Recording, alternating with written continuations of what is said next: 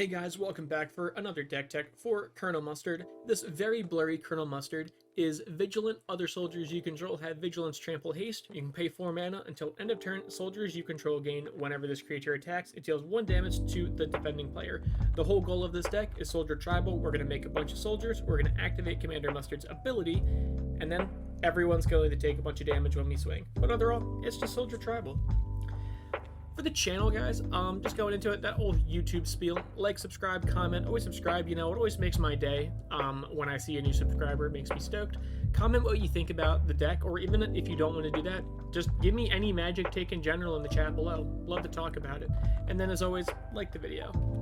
Going on, Elspeth, Sun's Champion, it's the only Planeswalker we're running, mainly just because we can make 3 white soldiers every turn just for free, and then also we can have the big nuke just to destroy all of the big stuff.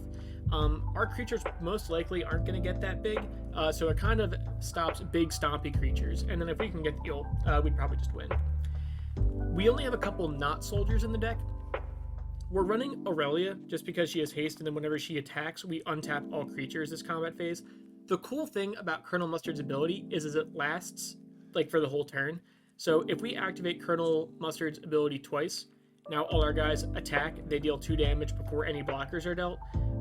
Then we can attack again because Aurelia gives us an extra combat, and then their soldiers are going to deal 2 damage like again. So it kind of doubles up our Colonel Mustard triggers.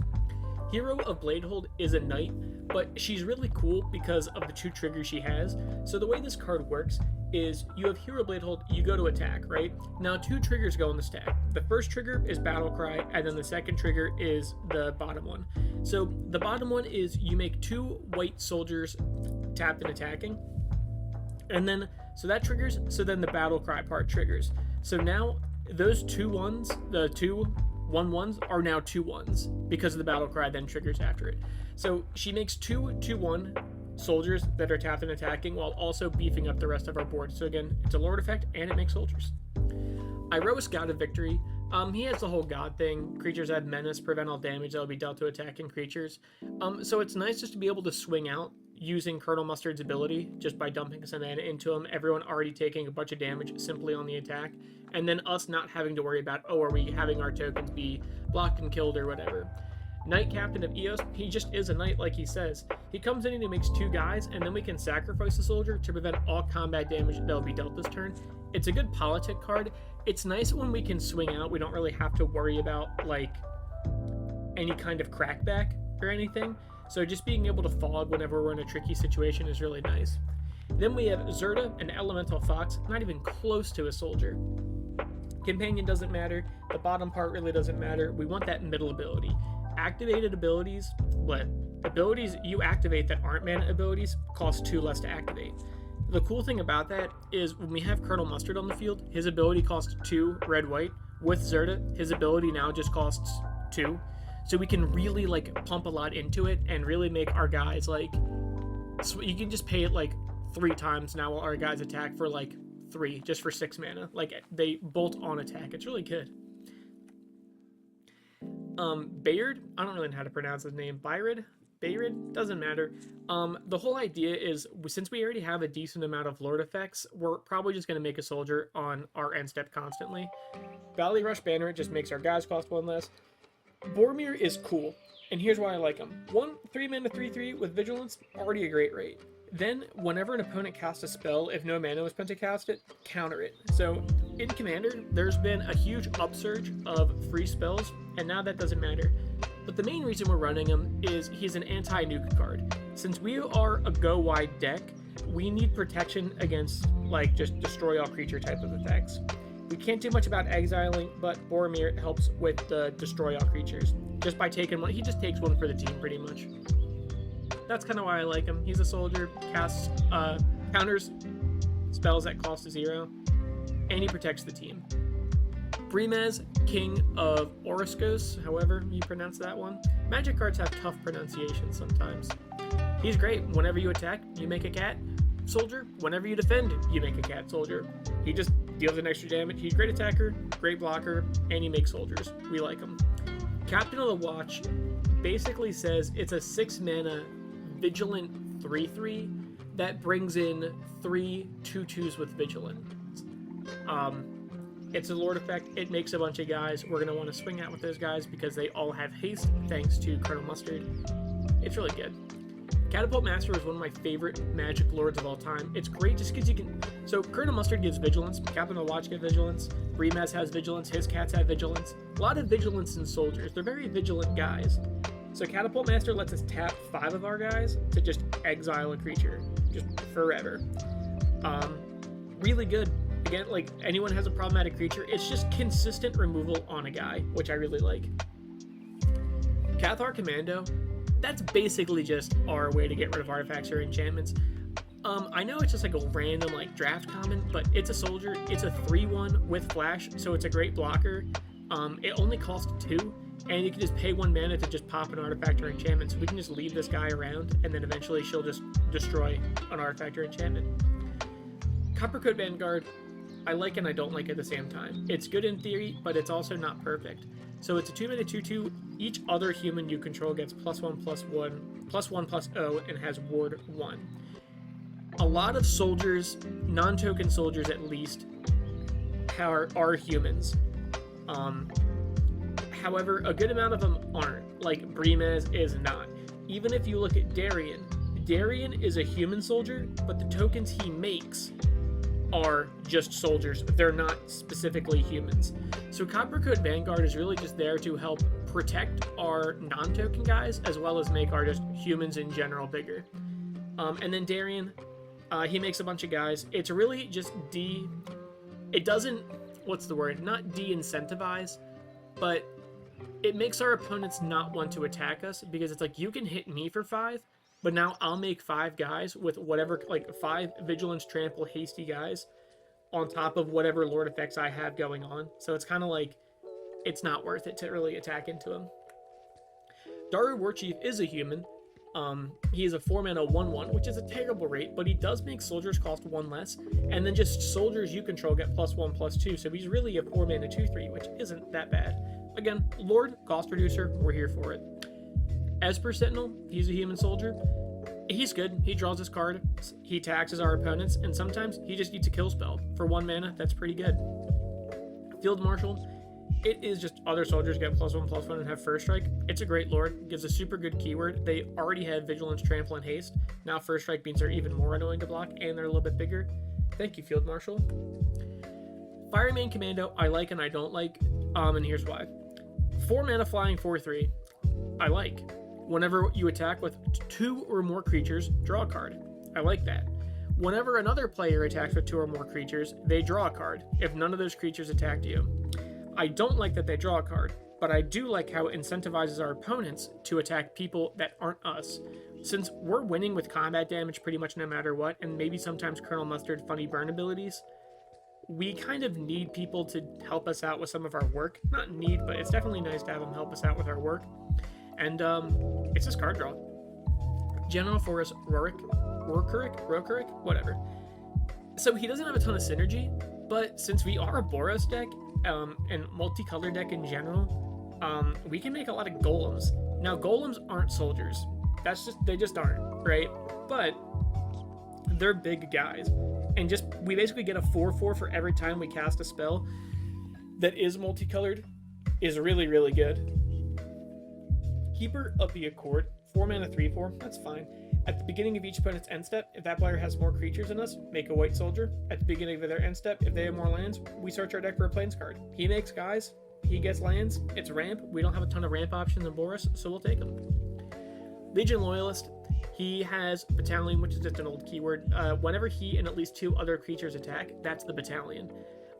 He gives our guys first strike, trample, and can't be blocked by creature tokens. He's so cool because 1, first strike and trample is already a great combo. Secondly, the fact that it forces our opponents to block our guys with only non-token creatures and gets rid of their utility guys, like the stuff they don't want to really get rid of, is really nice. Myrel, Shield of Argive, I actually did a video, Soldier Tribal, for Myrel when she came out. She's fantastic. She basically says opponents can't really do stuff during our turn, and then whenever she attacks, double the amount of soldiers we control.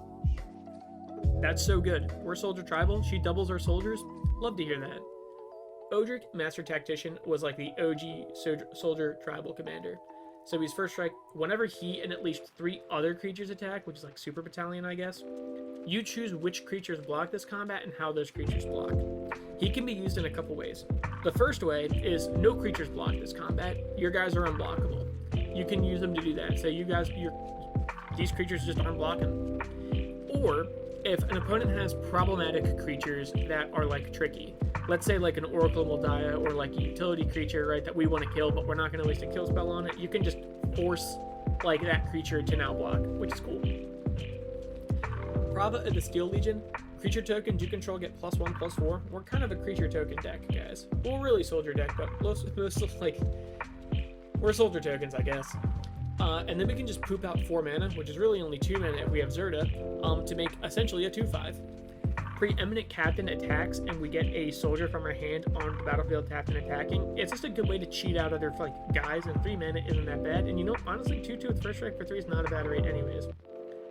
Sarah Redeemer. Whenever another creature with power 2 or less enters a battlefield under your control, put 2 1/1 counters on that creature. Most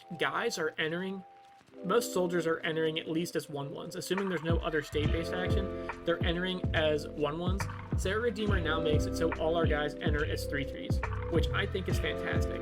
And even if they're not entering as 3/3s, they're already 3 power or more, which is kind of like, I'm good with that. Siege Veteran, at the beginning of combat on your turn, put a 1/1 counter on target creature you control. Thanks, Siege Veteran.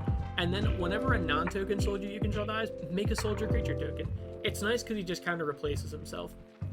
Tajik is pretty cool. He is a haste mentor, which just means when he attacks, a weaker creature gets a 1/1 counter on it.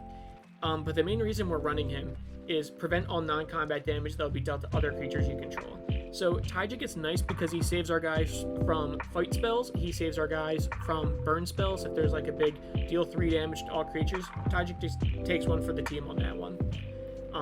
And then sometimes you can give him first strike, but it's kind of like another anti-nuke card. And then Thalia is great, but she's also kind of not great. Let me say why. Non-creature spells cost 1 more. We are a creature-focused deck. Using general like numbers, our deck is 33 creatures, 33 lands, and 33 non-creatures. That pretty much makes up our deck. So she basically says a third of our deck costs 1 more, which sucks. However, it also makes a third of our opponent's deck cost 1 more, assuming they're in a similar creature build. And if they're not in a creature build, and they're like an artifact, enchantress, storm, spell slinging, like whatever, it's now really, really hard for them to play the game. And that's kind of more important, is we can take an inconvenience for ourselves if it means that our opponents are way more inconvenienced. Plus she's a 2/1 with first strike, that's a good blocker. Other Thalia is for a different kind of punishment. She's first strike still. Creatures and non-basic lands enter the battlefield tapped. Creatures entering tapped means they can't block our soldiers, so free extra damage. And then non-basic lands entering the battlefield tapped means that our opponents are down resources and their things are a little bit slower, which is great. Valiant Veteran is just kind of a sweet way to end it. Other soldiers you control get +1/+1. Thanks, Valiant Veteran. And then we can pay 5 mana, exile him from the yard to put a 1/1 counter on each soldier we control, which is a nice little combat trick, or if we're just bored or whatever. Going into sorceries, Austere Command, it's a modal nuke. It might not be great for 2023 Magic, but it's a really good budget card. The way I look at this card is destroying all creatures with mana value 4 or greater, because that's doesn't really hit many of our creatures. And we can destroy all artifacts or enchantments, whatever someone has. Probably enchantments, because we do make artifact soldiers pretty easily. But still, you can use it to kind of cure whatever ails you. Whatever, if you just need to nuke the board for everything. Destroy all creatures with, 3 or less or 4 or more. You kind of get the pick. It's nice. Deploy to the front. Double the amount of soldiers you have. That's kind of it. And they're all going to be haste and vigilance and trample and whatever lord effect we have. It's pretty good. Finale of Glory, pay X, make X 2/2 white soldier creature tokens with vigilance, and then if you have 12 mana to dump into it somehow, you also make that many 4/4 angels with flying and vigilance. Even without the angels, I just like it just as a way to pump out guys. Like, I'd pay, 5 mana for 3 2/2s with vigilance? That's basically 5 mana for 6 power. I'm fine with that. Relentless Assault. Kind of the same logic with Aurelia. Another combat, we activate Colonel Mustard, we put that ability on our guys, they now attack for a damage or 2 no matter what, and then after that we'll use Relentless Assault, have an extra combat with them all, and then deal that extra damage. Rip Apart, I think it's a good budget card. I think it's just, honestly just a good card in general. You either can kill a utility creature, or at least stop a planeswalker from ulting, or you just pop an artifact or enchantment. Again, I kind of like these modal cards. Let's go to a instance, Akrama's Will. Choose one. If you control your commander as you cast this, do both. The idea is always to have Colonel Mustard on the field. However, we do not need him to win. At the end of the day, we're just Soldier Tribal, and Soldier Tribal can win by itself. But if we do have Commander Mustard on the field, we do win the game with Akrama's Will, because it gives our guys Flying, Vigilance, Double Strike, Pro Creatures, Lifelink, Pro Colors, and Indestructible. So they're dealing double damage, they can't be blocked, we gain a ton of life, they can't be killed, and they can't be targeted, which is fantastic. Even without Colonel Mustard, it's a kill spell, most likely, in response to blocks. Or someone tries to kill us, and we got a pretty decent way to shield ourselves. Gain a bunch of life, make it indestructible. It's also a good anti-nuke card. And They Shall Know No Fear is kind of like that same pseudo logic. Say Soldier, because we have soldiers. Soldiers get +1/+0 and indestructible end of turn. If we can kill someone, it's a good combat trick, and if someone tries to blow up the board, our guys are protected. Boros Charm, same exact deal. It's nice to be able to maybe kill a planeswalker with Boros Charm, and 4 damage is a pretty considerable number of life to lose.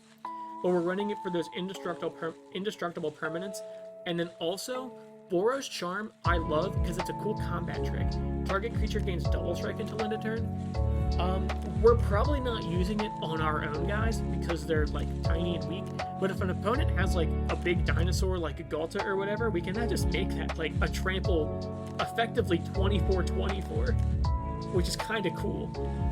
That can just straight up kill someone for 2 damage. Call the Copper Coats. The way I envision this card realistically, like very realistically, is it's someone instead. I'm going to pay 3 mana, and an opponent has 6 creatures. We're going to make instant speed 6/1/1 human soldiers, which I think is pretty good. We can strive it, even do it even better. But again, it's just like a nice instant way to make soldiers. Chance for Glory. We are an aggro deck, and I like Chance for Glory. Gives our guys indestructible. Not until end of turn, just like forever they have indestructible. Take an extra turn after this one. At the beginning of the next turn's end step, you lose the game. This card I don't think is very realistic in a lot of other decks, but with Colonel Mustard's like little like pseudo like burn ability, it's very realistic that like you can just pay like a bunch of mana, like pay like even like late game, like pay like 8 mana tops, make all these guys cost like swing in for an extra 2. We have a lot of guys, so it's easy. Even if we have 10, that's like 20 damage. Oh, we'll take an extra turn after this one. Do the whole combat over again. I don't know.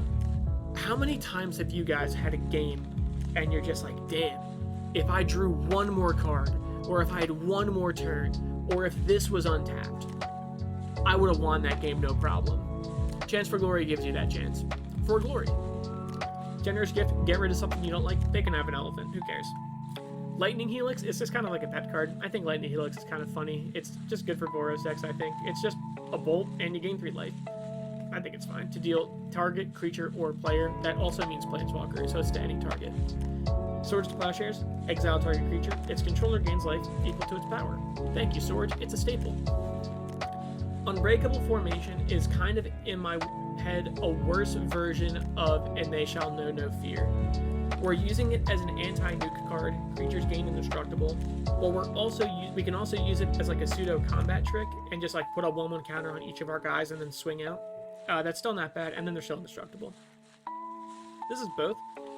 Response: 5 damage to target attacking or blocking creature. That's practically just a kill spell, and it's Tyjic in the art, and then Aurelia in the other art. Creatures you control gain first strike and vigilance until end of turn, and then you take an extra combat after this main phase.